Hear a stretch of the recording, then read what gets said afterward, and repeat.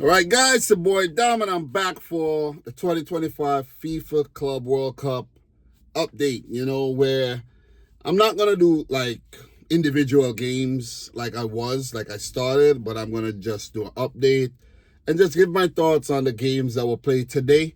There's a game currently playing between Monterrey and Inter, where Monterrey are currently leading a goal to nil.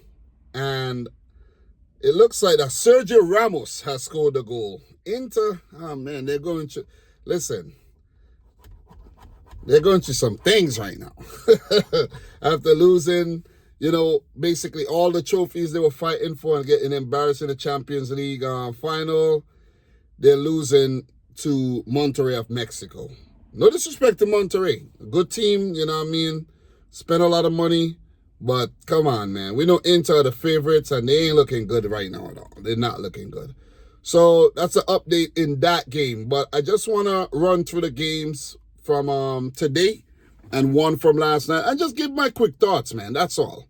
I did watch all the games that were played, but I'm not going to do like a deep analysis or anything. I was too distracted. I was at work. I went to a graduation. I came back.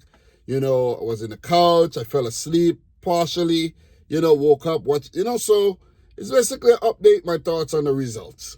So, Flamengo 2, Esperance de Tunis 0. That was a Group D match last night. So, in that game, we had De Arrascaeta scoring in the 17th minute, really good goal, and Arroyo in the 70th. Esperance de Tunis failed to reply, and I think it was a very one-sided game where Flamengo dominated. They look good, as the teams from South America have looked good in the competition so far. But Esperance, they wasn't able to carve out enough chances where remember Yusuf Belaili had a really good chance. Couldn't put it away. But 6 shots, 2 on target for Esperance. 11 shots, 4 on target for Flamengo with 69% of the ball. They dominated the game.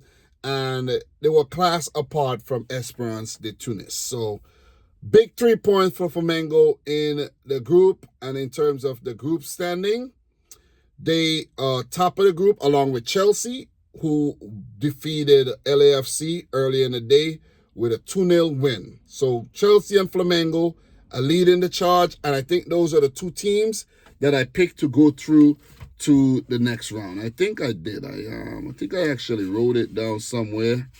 Just can't remember where I wrote it down, but I did write it down somewhere. I made sure I wrote it down so that I have it as on record, the teams I actually picked to go through. But I don't know where I wrote it down at, though. Yeah, that's not really that important right now, but still. Yeah, I did write it down. But, yeah, the Brazilian team's looking good right now. And Inter have just equalized, guys. Talking some shit about Inter. Lautaro Martinez, 42nd minute goal. I'm going to catch the second half of this game, guys, by the way. Just so you know. So, the next game I want to touch on, Fluminense 0, Dortmund 0. And kudos to Fluminense. This was a Group F match. And the other teams in Group F are Mamelodi Sundowns and Ulsan Hyundai, something from South Korea. I'm going to talk about that game pretty soon. But Fluminense and Dortmund, I think both these teams, look, Fluminense were a better team on the day. But Dortmund, have more quality on paper, the more market value, and probably went into the game as the favorites. But it was the underdogs in Fluminense with Thiago Silva at the back that looked, really, really good under it. They looked a better team, in my opinion. And they had 14 shots at goal, 5 on target. Dortmund did have the bulk of the possession with 55% and the passing accuracy and everything. But they didn't carve out enough clear-cut chances where they had 7 shots, 3 on target on the day, and Fluminense just looked the better team and should have gone on to win the game. But they share the points, and Dortmund, I think, Niko Kovac and Dortmund, they would feel they would be like, yeah, man, we're lucky, they caught us, and Fluminense would be like, yeah, that's an opportunity missed to pick up 3 points, because this is where it's going to get difficult, right? The fact that Mamelodi Sundowns defeated Ulsan in the next game, a 0-0, via Reiners in the 36th minute. He scored a hat-trick of goals in the first half, but two of them were chalked off. And I kind of fell asleep during this game, and I finished watching the end of the game, where Ulsan did come back and create a couple chances of their own. They had 9 shots, 3 on target. Sundowns had 14 shots, 2 on target, but Sundowns had 68% of the ball. It was a dominant performance by the South African team. And I think they do deserve the win, but Ulsan, they kept fighting, they never give up. Mamelodi Sundowns is a team I picked to go through to the next round, the round of 16. That was like a surprise pick of mine. Let me put it out there. Go back and watch a video if you don't believe me. This win and the draw between Dortmund and Fluminense put Mamelodi Sundowns in a really, really strong position. It put them in a really good position because now all they need is a draw. If they draw the next game, it puts them in a really good position to go through to the round of 16. They could be like, okay, we got 4 points. You could get 4 points and not go through, but 4 points, it'll put you in a really, really good position. So for Mamelodi Sundowns, their next game is against Dortmund.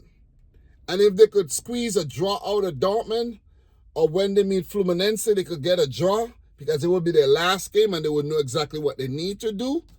This could be an advantage for the South African team, the African team. So, pretty good stuff, man. Pretty good stuff by Mamelodi. Also, I think I don't think they're contenders to go through to the round of 16. It's between Mamelodi, Dortmund, and Fluminense. But I think with Mamelodi Sundowns picking up that win, it actually puts them, in a really good position in a group with 2 other really tough teams. So that's my thoughts on Group F and the games that were played today. Not much more to add. I'm not doing a deep analysis or anything. Just want to let you know that. So in terms of the other games, let me go back. I might need to start watching some, trying to find out how I could watch the CAF Champions League. And there's some good football, man. Not gonna lie. Can't stay in a box and just watch the UEFA Champions League all the time. I know the quality does go down on some occasions, but what I see right now from some of these teams, I'm really, really impressed. So next up, there's a lot of teams in this competition, man. I'm not even aware of some. I'm like, for example, tomorrow, just before I go into this, tomorrow we have Man City, my team, playing against Wydad Casablanca. Real Madrid plays Al Hilal. Pachuca plays Red Bull Salzburg. Al Ain, I forgot Al Ain is even in the competition. They play Juventus. And then we have the second round of matches coming up on Thursday. So I think like tomorrow when I go to work, I gotta start putting together some predictions. I want to do some predictions for the second round of matches, give my quick thoughts, just like I'm doing right now, and say exactly, who I think is going to win, lose, and draw. So I have one more game to talk about, and that's the game between River Plate and Uwara Reds of Japan. River Plate came out and put out a really, really good performance and showing Boca Juniors how to do it. Boca Juniors and Benfica drew their game 2-2. So River Plate fans were happy that Benfica equalized, so that you don't want Boca Juniors to win, of course. But that would be crazy. Let's say, I don't know if there's a possibility that Boca Juniors and, River Plate. What group is River Plate in? I just want to see something really, really quick. And Boca Juniors. Boca Juniors is in C, River Plate is in F. They can't meet in around a 16, but maybe they could meet further down in the tournament if both teams do well, right? That'd be a great clash to have a derby like that in the Club World Cup. So in this game, we had Coladio scoring in the 12th minute. That was a really good goal. I think that was a header, if I'm not mistaken. There's a lot of headers in this game, if I'm not mistaken. 48-minute Driussi. Uwara Reds pull one back to a penalty in the 58th minute. And then Maxi Meza. Who remembers Maxi Meza? I think from the 2018 World Cup, man. That guy was garbage. And that guy been garbage. Maxi Meza. But he scored in the 73rd minute to give River Plate a convincing win. But Uwara Reds did fight back in the second half and came close on a few occasions. So these are the stats from that game.